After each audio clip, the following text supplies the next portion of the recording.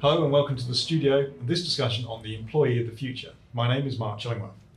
Gentlemen, thank you for joining today's debate. We hear a lot about the digitisation of all businesses. So can I start the discussion? Will employees of all types, in all types of organisations, be responsible for delivering at some level a digital service to customers? Is it the responsibility of the employee or the responsibility of the business to deliver that, to enable them? Well, I guess would be my first question. But I think, to answer it another way, are we going to have to become more digitally native to serve our consumers? Yes. Are we going to have to become more digitally native to support the employees? Yes. And that's because of the growing demand and expectations from consumers and customers alike. So, your sector, I imagine you might look at a little bit differently. Yeah, so I think in the blue collar sector, and whether that's industrials, whether that's warehousing, whether that's health and social care, with all of those, technology is a key part of all of those businesses now. It's not the same as white collar workers. It's not about email and apps on your phone, but it is about technology that underpins the way people work, to make them more productive, to help deliver experiences to customers, and to be the end deliverer. If you think about e-commerce is a digital service, but it doesn't really mean anything unless something physically arrives at your front door. That's all still done by people, but using technology. What do you see in financial services? Yeah, so from a banking perspective, it's a very interesting moment now, because we have moved on from discussing what is your digital strategy as a bank, or who owns that digital strategy or digital roadmap, to realizing that we need to be digital. So banking is digital, and everything around banking will have to be digital, rather than having a separate team or a single silo team working on that. So it means that if banks wants to stay relevant in the future, they need to be digitally native, and every single one within the organization, where customer face or internally focused, will have some degree of involvement in the digital strategy. Mm-hmm. So it sounds from what you're all saying is that the relationship between the employee and technology is going to change. Are there concerns with that for you in your sectors, or? I think we manage to serve a number of clients as they're going through this digital transformation.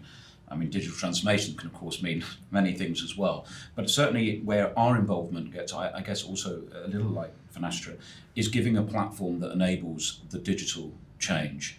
Now, having said that, one of the biggest issues that you've got is you can deliver all of those tools, but adoption can become a critical issue. Mm-hmm. So, and understanding how to drive that adoption to deliver the outcome is critical. So that would be the first thing, and it'd be interesting to hear what the other guys think of that. And twinned with that is that by delivering the digitization of certain areas, introduction of AI, for example, or delivering IoT to give faster and analytics to give faster information at fingertips, you're going to be ending other roles or jobs that potentially delivered by people today to a more AI. Now that's actually a positive role, because it means that you can start doing something perhaps more value add, but it does need a reskilling of the workforce and a change in focus to take them on that journey. So it can be quite scary on the outset, but when you look at it, it's obviously quite an exciting journey, but it is a challenge. So again, coming back to, how can we take the employees on a journey that makes sense to them, and how can we make sure when we've invested in the IT assets that they're actually being used in the way that they were intended to be? Yeah, any technology product is mostly, I think, mostly about adoption and cultural change and transformation. It's often when we're trying to introduce new capabilities into the blue collar sector to help people plan better, we're asking people to change the way they've planned for the last 10, 15 years, and that's uncomfortable for them. Once they're through that, I was talking to one of our clients the other week, and he's a frontline manager in a warehouse. He was spending basically half a day a week doing planning. That now takes him 20, 30 minutes. Yeah. He's now got half a day back to go and spend with his staff doing pastoral care and sort of engaging with them more effectively. But it's a difficult hurdle for people to get over when you're asking them to do something they haven't done before, engage with technology in a different way. And I think there's a generational shift there. Some people will take to that in a different way to others, but that's probably the biggest barrier, not the actual core technology, I think, these days. And some will demand it. Yeah, I assume. absolutely. If, you get new employees coming through. Well, why is this not on a device?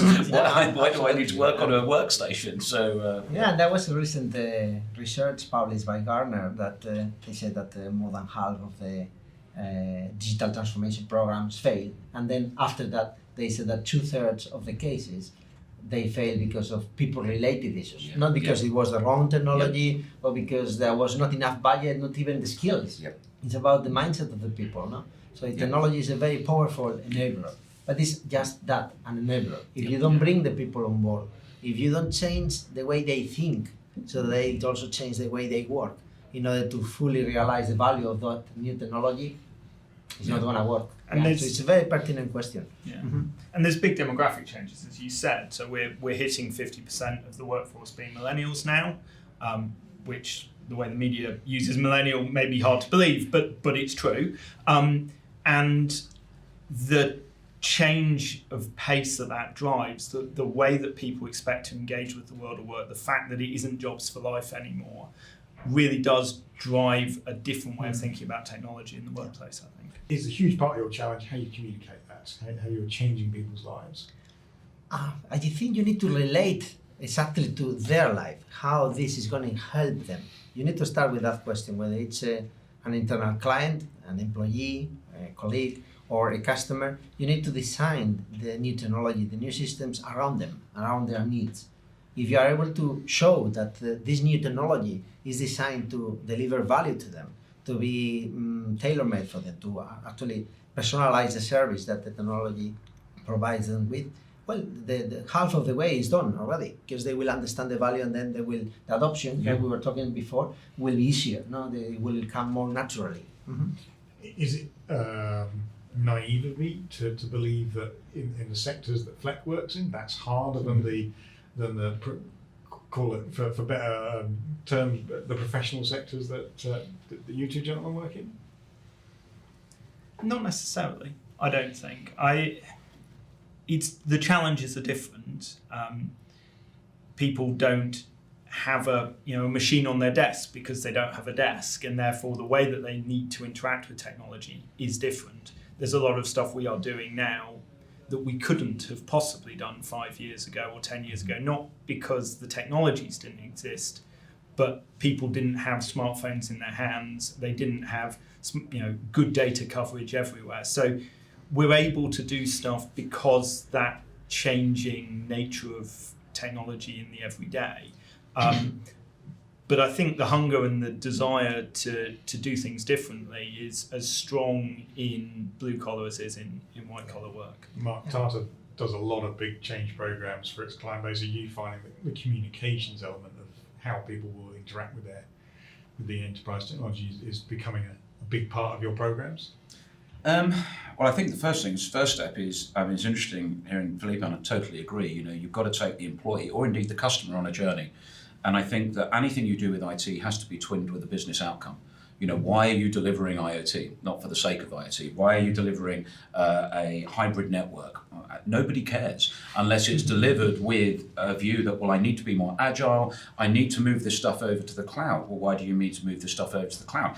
Because I need to interact with my customers in a different way. In a round table we had earlier with someone at General Paul who worked previously at John Lewis, and I think that's a great example of where you had this big move to things to catalogue and online shopping, which was super scary for everybody that was sitting in a retail store. But look, if you didn't design to change, you wouldn't have a business anymore. And we look at the retail, the street today, high street today, it's fundamentally different. So I think you have to take the guys, the customer, and the first thing we do is try and, when we're going to a customer, is understand, well, why are you going down a path of SD-WAN, for example, or why are you trying? Let's be clear on what you're trying to achieve, so we can build something. There's so many things out there, and you tend to boil the ocean if you're not careful, and then what's the outcome of it? So delivering goals that are twinned with clear, achievable and share expectations with the CEO is important, because you can define success and show success, and ideally take the employees and the customer on a journey. And then in terms of collaboration, I mean, Thinking of that word, collaboration, absolutely. Yeah, because it's not only that you can serve customers and colleagues better, it's that if you adopt the newer technologies, open source technology and the API-based microservices, then you can partner and collaborate not only internally but also with third parties. And that means that you can do more and you can present customers with a wider choice. And that is in banking something that is happening progressively, because banks traditionally they are by nature conservative and risk averse, and perhaps rightly so.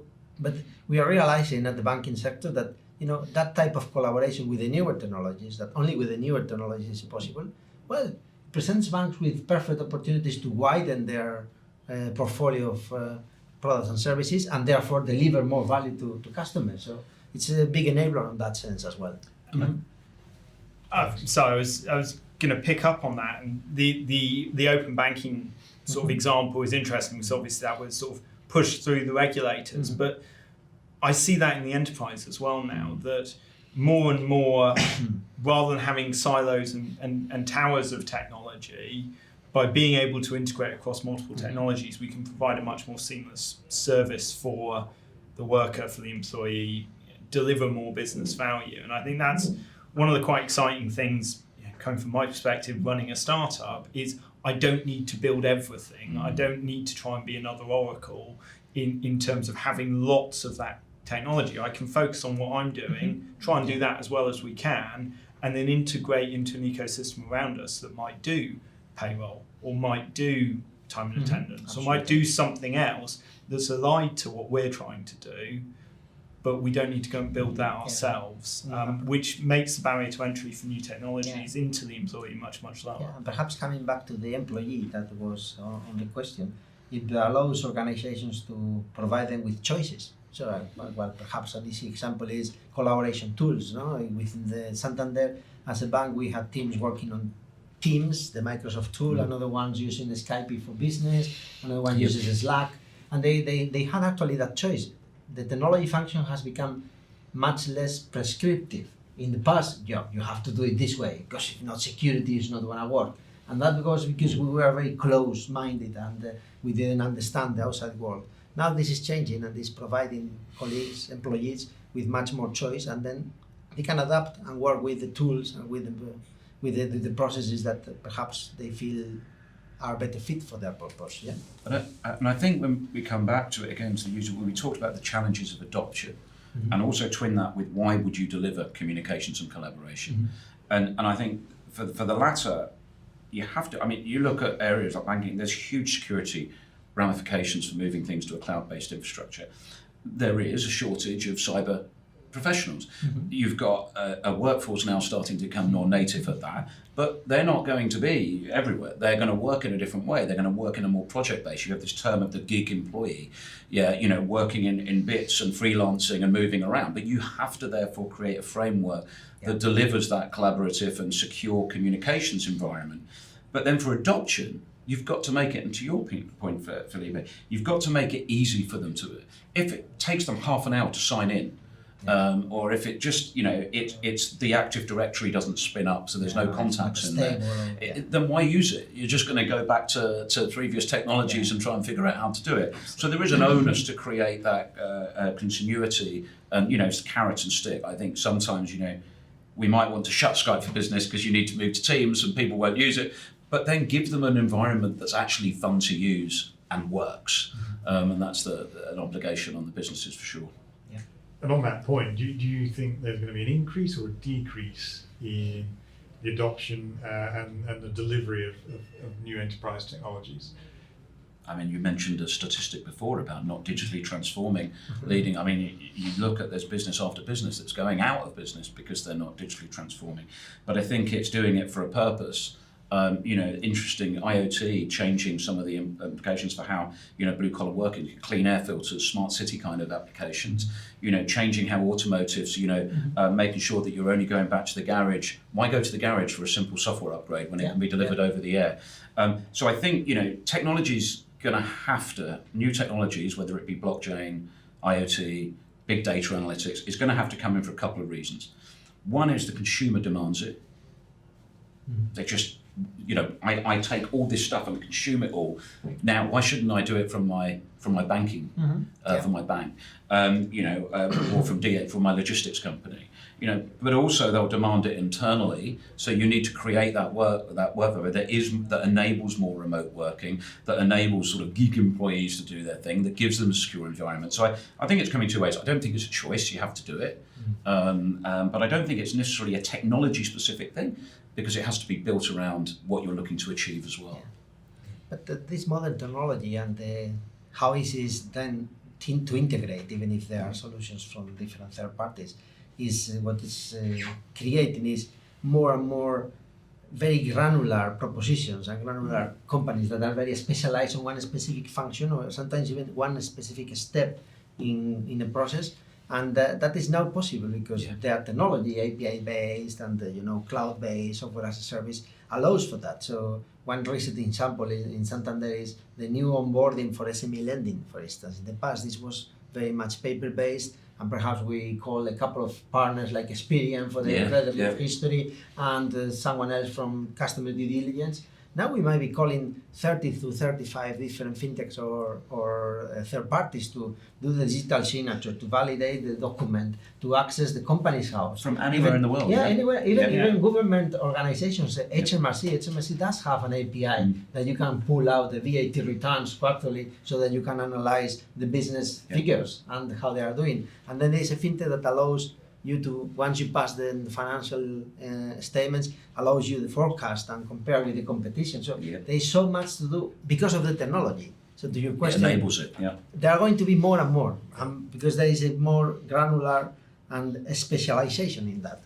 And I think we'll start seeing a huge amount of that going into the non-traditional, more blue collar, more industrial spaces where it's kind of been forgotten about a lot of the time. A lot of stuff that in the professional services world has been there for a very long time, that's starting to go into blue collar.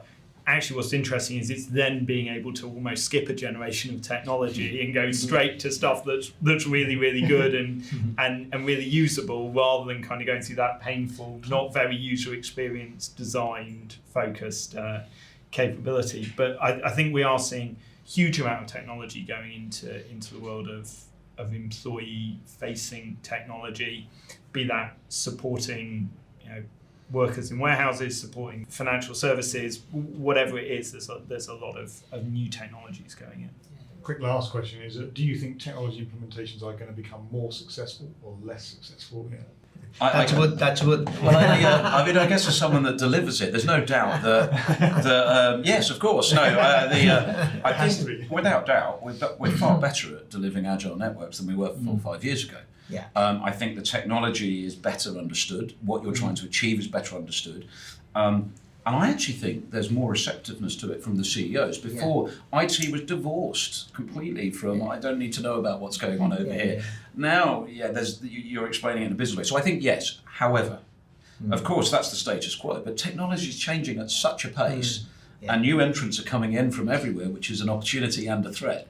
So yes, I think we're better at doing from our perspective. We definitely see that we're better, and it's getting more replicable, and it's getting more delivery, and it's getting more projects on time, etc. But for sure, what's around the corner? That's it. And it's as Felipe said, that because things are smaller now, we're seeing lots and lots of small deliveries, which I think by and large, from my experience, are more successful.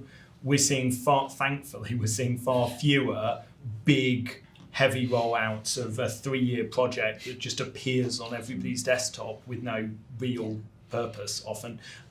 So that changing nature of delivery, the changing nature of software being delivered, the fact that companies can do a lot of this themselves now. They are starting to develop technologies themselves. I know Santander does a lot of that, as well as working with partners.